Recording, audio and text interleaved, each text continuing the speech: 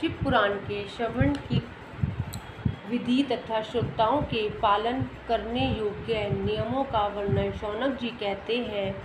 महाप्राज्ञ व्यास शिष्य सूत जी, आपको नमस्कार है। आप धन्य हैं, शिव भक्तों में श्रेष्ठ हैं, आपके महान गुण वर्णन करने योग्य हैं। अब आप कल्याणमय शिव पुराण के श्रवण की विधि बतलाइए, जिससे सभी श्रोताओं को संपूर्ण उत्तम फल की प्राप्ति हो सके। सूत जी ने कहा, मुने शौनक, अब मैं तुम्हें संपूर्ण फल की प्राप्ति के लिए शिव पुराण के श्रवण की विधि बता रहा हूँ। पहले किसी ज्योतिषी को बुलाकर दान मान से संतुष्ट करके अपने सहयोगी लोगों के साथ बैठकर बिना किसी विघ्न बाधा के कथा की समाप्ति होने के उद्देश्य से शुद्ध मुहूर्त का अनुसंधान कराएं और प्रयत्नपूर्वक देश देश में स्थान स्थान पर यह संदेश भेजें कि हमारे यहाँ शिव पुराण की कथा होने वाली है। अपने कल्याण की इच्छा रखने वाले लोगों को उसे सुनने के लिए अवश्य पधारना चाहिए। कुछ लोग भगवान श्री हरि की कथा से बहुत दूर पड़ गए हैं। कितने ही स्त्री शूद्र आदि भगवान शंकर के कथा कीर्तन से वंचित रहते हैं।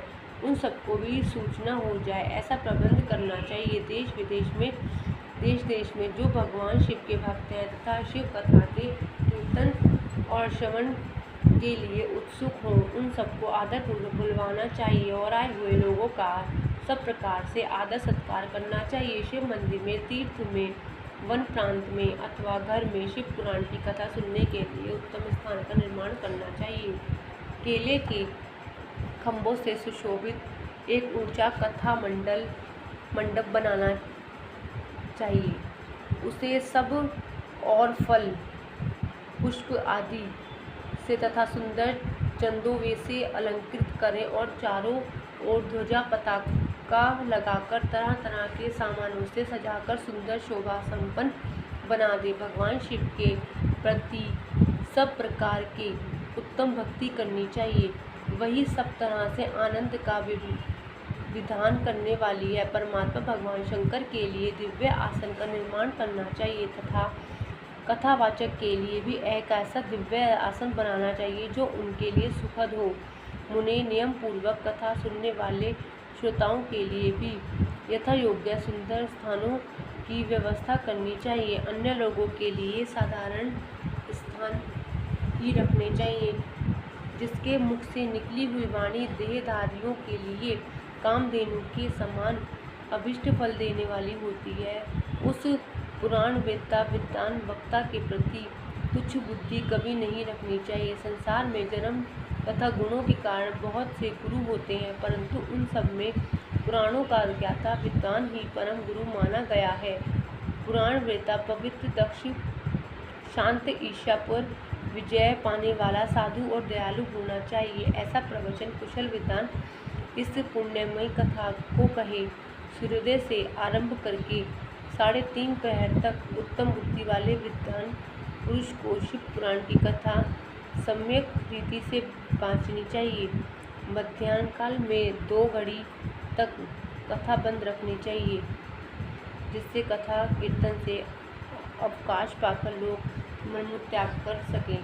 कथा प्रारंभ के दिन से 1 दिन पहले व्रत ग्रहण करने के लिए वक्ता को शौर्य करा लेना चाहिए। जिन दिनों कथा हो रही हो उन दिनों प्रयत्नपूर्वक प्रातः काल का सारा नित्यक्रम संक्षेप में ही कर लेना चाहिए। वक्ता के पास उसकी सहायता के लिए एक दूसरा वैसा ही विद्वान स्थापित करना चाहिए, वह भी सब प्रकार के संशयों के निवृत्त करने में समर्थ और लोगों को समझाने में कुशल हो।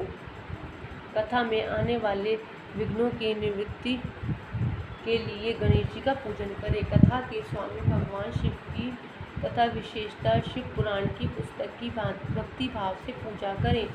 तत्पश्चात उत्तम बुद्धि वाला श्रोता तन मन से शुद्ध एवं प्रसन्नचित हो आदर पूर्वक शिव पुराण की कथा सुने। जो वक्ता और श्रोता अनेक प्रकार के कर्मों में भटक रहे हों, आदि काम 6 विकारों से युक्त हो, स्त्री में आसक्ति रखते हों और पाखंडपूर्ण बातें कहते हों, वे पुण्य के भागी नहीं होते। जो लौकिक चिंता तथा धन, ग्रह एवं पुत्र आदि की चिंता को छोड़कर कथा में मन लगाए रहते हैं, उन शुद्ध बुद्धि पुरुषों को उत्तम फल की प्राप्ति होती है। जो श्रोता श्रद्धा और भक्ति से युक्त होते हैं, दूसरे कामों में मन नहीं लगाते और मौन, पवित्र एवं उद्वेग शून्य होते हैं, वे ही पुण्य के भागी होते हैं। सूत जी बोले, शौनक, अब शिव पुराण सुनने का व्रत लेने वाले पुरुषों के लिए जो नियम है उन्हें भक्ति पूर्वक सुनो। नियम पूर्वक इस श्रेष्ठ कथा को सुनने से बिना किसी विघ्न बाधा के उत्तम फल की प्राप्ति होती है। जो लोग दीक्षा से रहित, उनका कथा श्रवण में अधिकार नहीं है, अतः मुने कथा सुनने की इच्छा वाले सब लोगों को पहले वक्ता से दीक्षा ग्रहण करनी चाहिए। जो लोग नियम से कथा सुने, उनको ब्रह्मचर्या से रहना, भूमि पर सोना, पत्तल में खाना और प्रतिदिन कथा समाप्त होने पर ही अन्न ग्रहण करना चाहिए। जिसमें शक्ति हो वह पुराण की समाप्ति तक उपवास करके शुद्धता पूर्वक भक्ति भाव से उत्तम शिव पुराण को सुने। इस कथा का व्रत लेने वाले पुरुष को प्रतिदिन एक ही बार हविष्यान्न भोजन करना चाहिए। जिस प्रकार से कथा श्रवण का नियम सुखपूर्वक सध सके वैसे ही करना चाहिए। गरिष्ठ अन्न, दाल, जला अन्न, सेम, मसूर, भाव दूषित तथा बासी अन्न को खाकर कथावर्ती पुरुष कभी कथा को ना सुने। जिससे कथा का व्रत ले रखा हो वह पुरुष प्याज, लहसुन, हींग, गाजर, मादक वस्तु अथवा आमिष कहीं जाने वाली वस्तुओं को त्याग दे। कथा का व्रत लेने वाला पुरुष काम, क्रोध आदि 6 विकारों को, ब्राह्मणों की निंदा को तथा पतिव्रता और साधु संतों की निंदा को भी त्याग दे। कथावर्ती पुरुष प्रतिदिन नित्य शौच, दया, मौन, सरलता, विनय तथा हार्दिक उदारता, इन सद्गुणों को सदा अपनाए रहे। श्रोता निष्काम हो या सकाम, वह नियम पूर्वक कथा सुने। सकाम पुरुष अपनी अभिष्ट कामना को प्राप्त करता है और निष्काम पुरुष मोक्ष पा लेता है। दरिद्र, क्षयका, रोगी, पापी, भाग्यहीन तथा संतान रहित पुरुष भी उस उत्तम कथा को सुने। काक, बंध्या आदि जो 7 प्रकार के दुष्टा स्त्रियां हैं वे तथा जिसका गर्भ गिर जाता हो वह, इन सभी को शिव पुराण की उत्तम कथा सुननी चाहिए। मुने, स्त्री हो या पुरुष, सबको यत्नपूर्वक विधि विधान से शिव पुराण की यह उत्तम कथा सुननी चाहिए। महर्षि, इस तरह शिव पुराण की कथा के पाठ एवं श्रवण संबंधी यज्ञोत्सवी की समाप्ति होने पर श्रोताओं को भक्ति एवं प्रयत्न पूर्वक भगवान शिव की पूजा की भांति पुराण पुस्तक की भी पूजा करनी चाहिए। तदंतर विधि पूर्वक वक्ता का भी पूजन करना आवश्यक है। पुस्तक को आच्छादित करने के लिए नवीन एवं सुंदर बस्ता बनावें और उसे बांधने के लिए दृढ़ एवं दिव्य डोरी लगावें, फिर उसका विधिवत पूजन करें। मुनि श्रेष्ठ, इस प्रकार महान उत्सव के साथ पुस्तक और वक्ता की विधिवत पूजा करके वक्ता की सहायता के लिए स्थापित हुए पंडित का भी उसी के अनुसार धन आदि के द्वारा उससे कुछ ही कम सत्कार करें। वहाँ आए हुए ब्राह्मणों का अन्न, धन आदि का दान करें। साथ ही गीत, वाद्य और नृत्य आदि के द्वारा महान उत्सव रचाएं।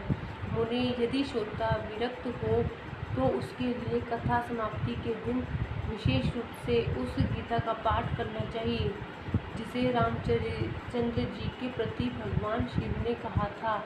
यदि श्रोता ग्रस्त हो तो उस बुद्धिमान को उस श्रवण कर्म की शांति के लिए शुद्ध हविष्य के द्वारा होम करना चाहिए।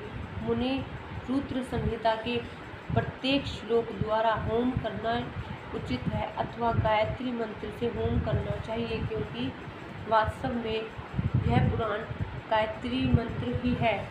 अथवा शिव पंचाक्षर मूल मंत्र से हवन करना उचित है। होम करने की शक्ति ना हो तो विद्वान पुरुष यथाशक्ति हवनीय हविष्य का ब्राह्मण को दान करें। न्यूनातिरिक्त तारूप रोग की शांति के लिए भक्ति पूर्वक शिव सहस्त्र नाम का पाठ अथवा श्रवण करें। इससे सब कुछ सफल होता है, इसमें संशय नहीं है, क्योंकि तीनों लोकों में उससे बढ़कर कोई वस्तु नहीं है। कथा श्रवण संबंधी व्रत की पूर्णता की सिद्धि के लिए 11 ब्राह्मणों की मधु मिश्रित खीर भोजन कराएं और उन्हें दक्षिणा दें। मुने यदि शक्ति हो तो दान तोले सोने का एक सुंदर सिंहासन बनवाएं और उस पर उत्तम अक्षरों से लिखी अथवा लिखाई हुई शिव पुराण की पोथी विधि पूर्वक स्थापित करें। तत्पश्चात पुरुष उसकी आवाहन आदि विविध उपचारों से पूजा करके दक्षिणा चढ़ाएं। फिर जितेंद्रियाचार्य का वस्त्र आभूषण एवं गंध आदि से पूजन करके दक्षिणा सहित वह पुस्तक उन्हें समर्पित कर दें। उत्तम बुद्धि वाला श्रोता इस प्रकार भगवान शिव के संतोष के लिए पुस्तक का दान करे। शौनक इस पुराण के उस दान के प्रभाव से प्रभावित शिव का अनुग्रह पाकर पुरुष भव बंधन से मुक्त हो जाता है। इस तरह विधि विधान का पालन करने पर श्री संपन्न शिव पुराण संपूर्ण फल को देने वाला तथा भोग और मोक्ष का दाता होता है। मुनि शिव पुराण का वह सारा महात्म्य जो संपूर्ण अभिष्ट को देने वाला है मैंने तुम्हें कह सुनाया। अब और क्या सुनना चाहते हो? भगवान श्रीमान शिव पुराण समस्त पुराणों के भाल का तिलक माना गया है।